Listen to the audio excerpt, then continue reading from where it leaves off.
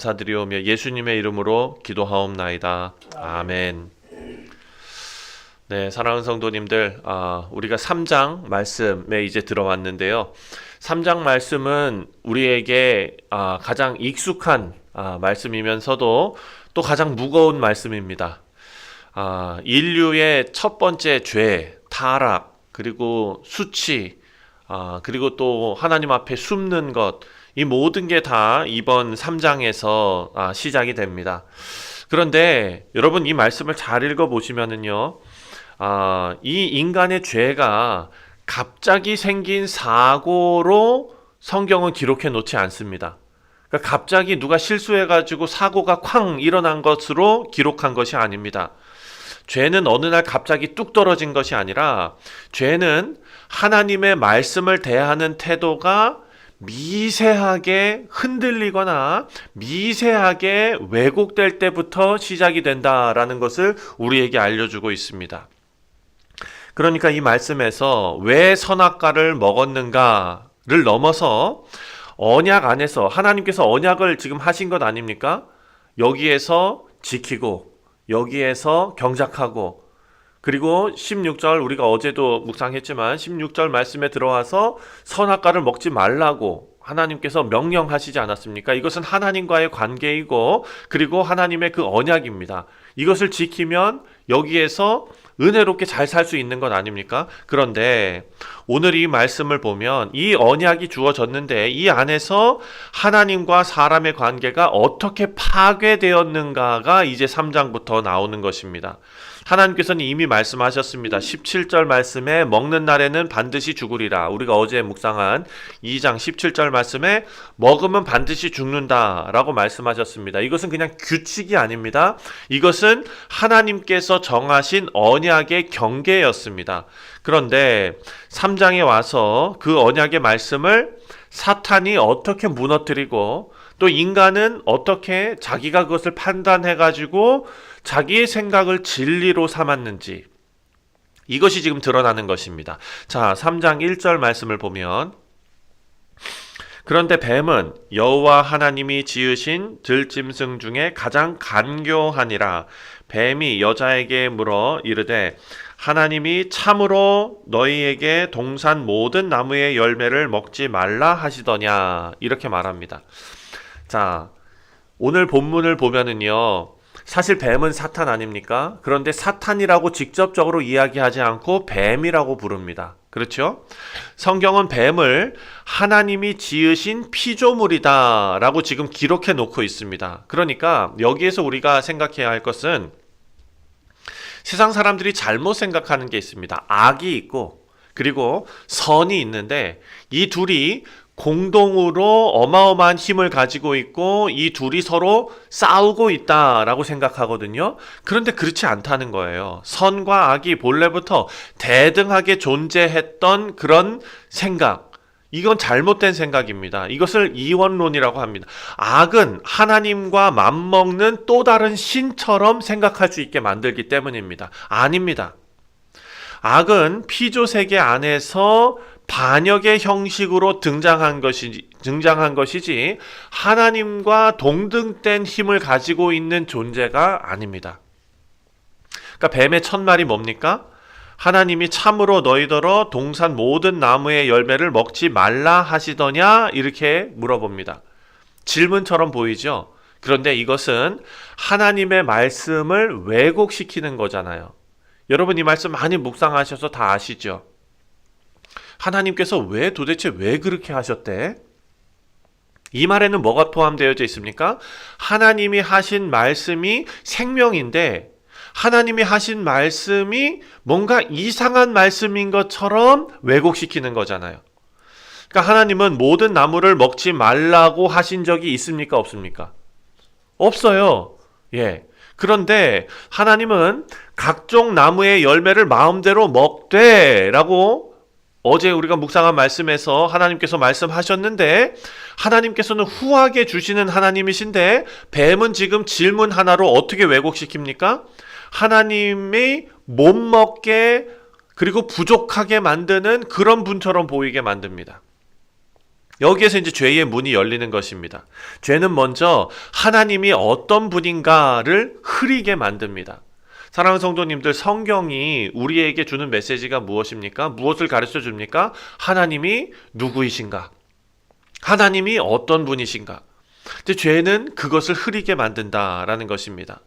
하나님을 의심하게 만들고 하나님을 좋지 않은 분으로 느끼게 하는 것입니다. 2절 말씀 보니까 이제 여자의 대답이 나옵니다. 2절에 여자가 뱀에게 말하되 동산나무의 열매를 우리가 먹을 수 있으나. 자, 여자가 처음에 대답을 잘했습니다. 그렇죠? 뱀이 왜곡시킨 내용을 여자가 바로 잡습니다. 그런데 문제는 뭐냐? 그 다음입니다. 작은 균열이 생겨요. 뭐라고 얘기합니까? 3절에 동산 중앙에 있는 나무의 열매는 하나님의 말씀에 너희는 먹지도 말고 만지지도 말라 너희가 죽을까 하노라 하셨느니라. 자, 하나님의 말씀을 그대로 반복하지 못합니다. 하나님께서 만지지 말라는 말은 안 하셨거든요. 문맥상 너무 다른 얘기는 아니잖아요. 먹지도 말고 안 먹으려면은 만지지도 말아야 되잖아요. 저 달려있는 거를 입으로 이렇게 먹지 않는 이상 만지지도 말라라는 단어도 말도 틀린 말은 아닌데 지금 이 여자가 어떻게 했습니까? 하나님의 본래 말씀에 자기 생각을 집어넣습니다. 하나님의 말씀은 그 자체로 생명의 길이었는데 여자의 입에서는 마치 만지지도 말라라고 말씀하신 과도한 금지인 것처럼 들릴 여지를 남겨놓은 것입니다.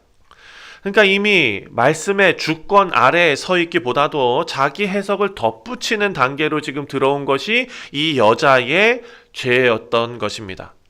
그리고 4절 말씀을 보니까 이제 유혹의 핵심이 나오는데요. 4절에 뱀이 여자에게 이르되 너희가 결코 죽지 아니하리라. 자, 너희가 결코 죽지 아니하리라.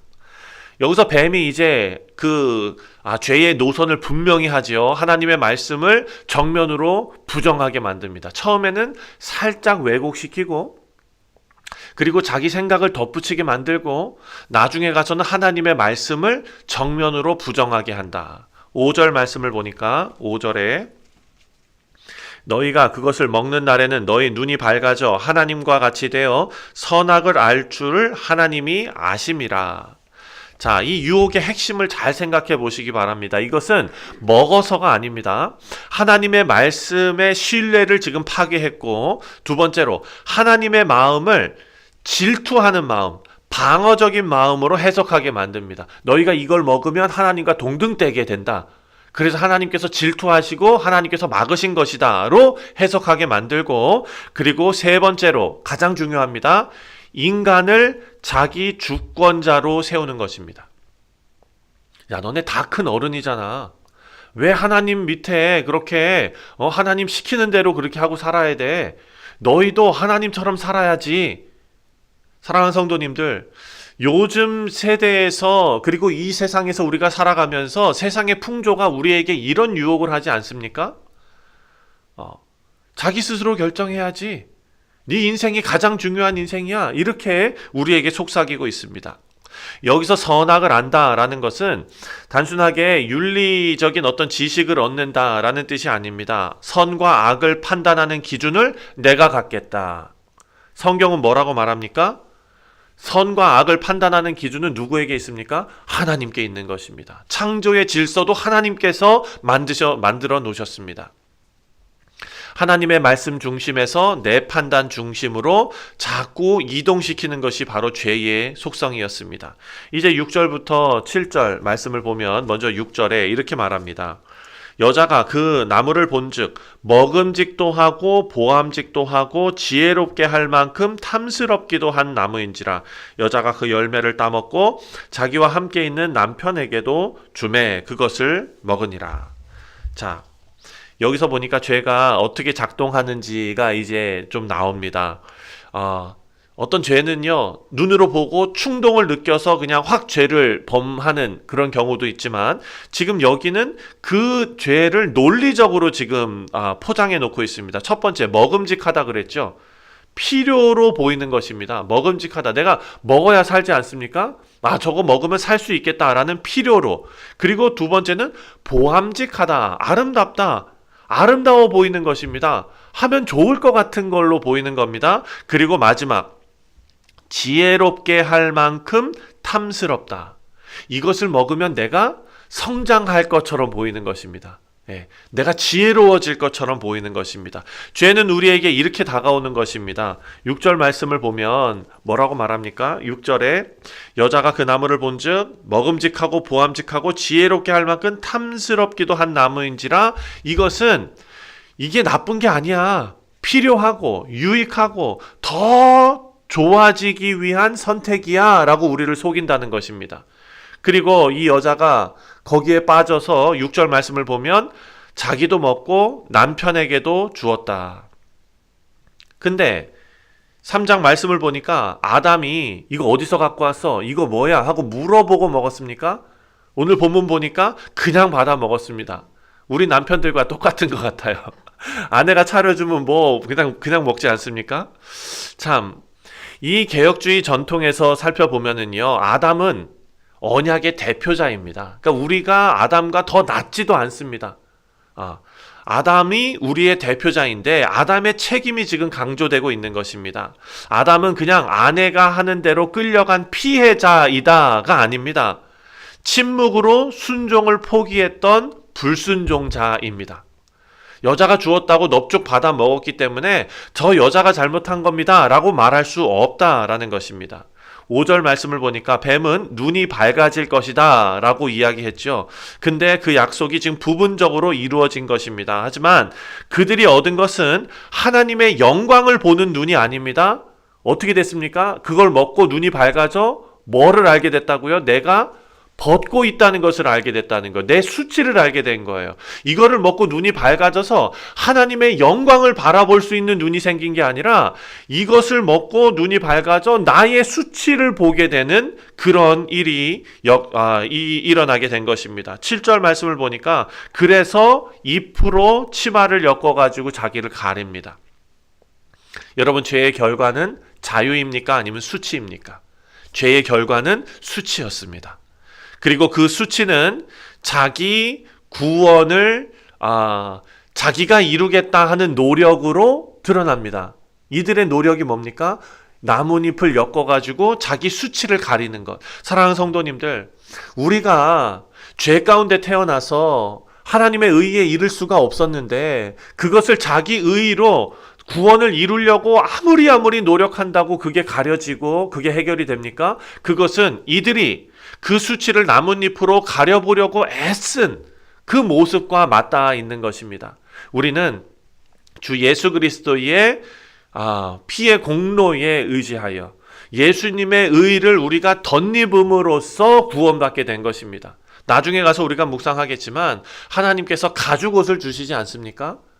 가죽옷을 만들기 위해서는 동물이 희생당했어야 되는 것입니다. 피를 흘렸어야 되는 것입니다. 그 예수님의 그 피의 공로로 우리가 구원받았음을 다시 한번 생각하게 되는 것입니다. 자, 8절부터 마지막 13절까지의 말씀을 보면은요, 이들이 이제 하나님 앞에 숨었습니다. 8절을 보니까 여호와 하나님의 낯을 피하여 동산 나무 사이에 숨었다. 이 장면이 비극입니다. 원래 동산은 하나님과 함께 동행하는 자리였잖아요. 하나님께서 그 관계성을 동산에서 아담에게 주시지 않았습니까? 그걸 우리가 어제 주일날 말씀에서 묵상했습니다. 하나님께서 동산을 만드시고 그리고 하나님의 사랑하는 자녀를 그 동산에 두시고 거기에서 하나님과 관계를 맺으면서 동행하면서 살도록 하나님 디자인하셨는데 이제는 하나님과 동행하는 자리에서 떠나서 나무 뒤에 숨는 자리가 되었습니다. 10절 말씀을 보니까 기쁨이 아닙니다. 이제 두려움이 되어버렸습니다. 하나님께서 말씀하십니다. 9절에 내가 어디 있느냐? 하나님께서 이들이 어디 있는지 몰라서 물어보셨겠습니까?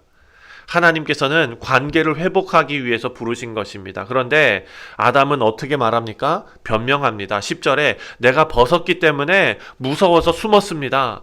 하나님께서 더 한 단계 나아가서 물으십니다. 11절 누가 너의 벗음을 내게 알렸느냐? 누가 너의 벗었음을 내게 알렸느냐? 내가 먹지 말라고 명령한 그 나무의 열매를 내가 먹었느냐? 하나님께서 지금 재판장에서 판사가 물어보는 것처럼 물어보십니까? 아닙니다. 이것은요, 부모가 예를 들어서 자녀가 뭔 잘못을 했어요. 그러면은 예를 들어서 자녀가 이렇게 우유를 따라 마시려고 하다가 확 쏟았어요. 그러면은 부모가 와서 물어보지 않습니까? 어떻게 하다 그렇게 됐어? 뭐 하다 그렇게 됐어? 이런 식으로 지금 물어보시는 것입니다. 그러니까 죄를 인정하게 하시는 방식으로 지금 다루고 계시는 거예요. 그런데 아담의 대답은 12절 말씀입니다. 이렇게 말합니다. 하나님께서 주셔서 나와 함께 하신 이 여자가 그래서 내가 먹었습니다. 이 여자 때문에 먹었습니다. 아담은 지금 여자를 탓합니다. 그리고 12절 말씀의 핵심은 뭡니까? 슬쩍 책임을 누구한테 돌립니까? 하나님한테 돌립니다. 하나님께서 주셔서 나에게 있었던 이 여자. 여자도 마찬가지입니다. 13절 말씀을 보니까 누구에게 책임 전가합니까? 뱀이 나를 꼬셔서 내가 먹었나이다. 여기에는 지금 회개가 없습니다. 서로 탓하고 상황 탓을 하고 관계가 갈라지고 있습니다. 죄는 하나님과의 관계만을 깨는 것이 아니라 사람과 사람의 관계도 깨트린다라는 것을 알 수 있습니다. 사랑하는 성도님들, 말씀을 맺습니다. 오늘 1절부터 13절까지 말씀을 보면 죄는 그냥 나쁜 짓을 한 것이 아닙니다. 죄는 하나님에 대한 신뢰가 무너지는 것이고, 하나님과의 관계가 무너지는 것이고, 그리고 하나님의 주신 완전한 말씀 대신 내 판단의 기준으로 그 일을 해가는 것. 이것이 바로 죄인데, 그 결과는 7절 말씀에 눈이 밝아져도 기쁨이 아니라 부끄러움이 되는 것이고, 하나님의 임재가, 하나님께서 나타나셔가지고 질문을 하시고 물어보시는데, 그것이 우리가 죄로 인해서 무너지지 않았다면 위로가 돼야 되거든요. 내가 이렇게 수치를 당했어요. 하나님께서 나한테 오셨어요. 그것을 회복시켜 주시기 위한 하나님의 음성인데, 그 음성이 뭐로 들립니까? 두려움으로 들리는 거예요. 재판장처럼 들리는 거예요. 그리고 마지막으로 12절부터 13절을 보니까 하나님과의 이 관계가 하나님 앞에 고백하는 것이 아니라 변명하는 관계로 흘러버립니다.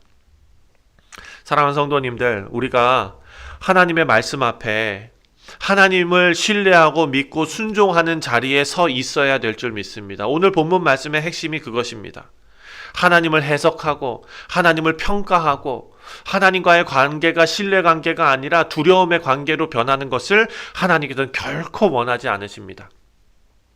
그런 하나님의 마음을 이해하시고 오늘 하루도 하나님과 복된 관계를 유지하는 우리 모든 성도님들 되시기를 주님의 이름으로 축원드립니다. 기도하겠습니다. 하나님 아버지, 우리의 죄가 우리의 행동에서 시작된 것이 아니라 하나님께서 주신 그 귀한 말씀을, 하나님의 그 마음을 아버지 의심하는 데서, 그 의심의 마음에서부터 시작되었다라는 것을 다시 한번 깨닫게 하시니 감사합니다.